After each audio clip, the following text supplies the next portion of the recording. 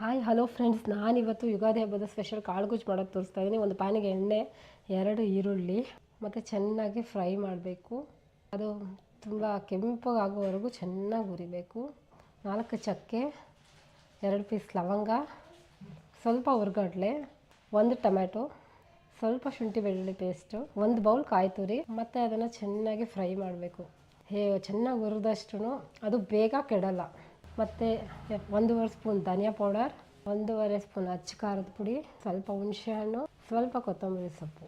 ಮತ್ತು ಇದನ್ನೆಲ್ಲ ಚೆನ್ನಾಗಿ ಫ್ರೈ ಮಾಡಿದ್ಮೇಲೆ ಸ್ವಲ್ಪ ಆರಿದ್ಮೇಲೆ ತಣ್ಣಗಾದ್ಮೇಲೆ ಮಿಕ್ಸಿಲಿ ಹಾಕಿ 1 ಕುಕ್ಕರ್ನ ಇಟ್ಟು ಸ್ವಲ್ಪ ಎಣ್ಣೆ, 1 ಈರುಳ್ಳಿನ ಚೆನ್ನಾಗಿ ಬಾಡಿಸ್ಕೋಬೇಕು. ಸ್ವಲ್ಪ ಕರಿಬೇವು, 1 ಬದನೆಕಾಯಿ, 1 ಆಲೂಗಡ್ಡೆ, ಮತ್ತು ನಾನು ಬೇಯಿಸಿಟ್ಟಿರೋ ಕಡಲೆಕಾಳು ತೊಗೊಂಡಿದ್ದೀನಿ. 3 ವಿಷಲ್ ಮಾಡಿರೋಂಥ ಕಡಲೆಕಾಳನ್ನ ತೊಗೊಂಡಿದ್ದೀನಿ. ಸ್ವಲ್ಪ ಉಪ್ಪು ಹಾಕಿ ಬೇಯಿಸಿದ್ದೀನಿ. ಇವಾಗ ಮತ್ತೆ ಸ್ವಲ್ಪ ಉಪ್ಪು ಹಾಕ್ತಾಯಿದ್ದೀನಿ. ಆಮೇಲೆ ನಾನು ರುಬ್ಕೊಂಡಿರೋಂಥ ಮಸಾಲೆನ ಹಾಕ್ತಾಯಿದ್ದೀನಿ.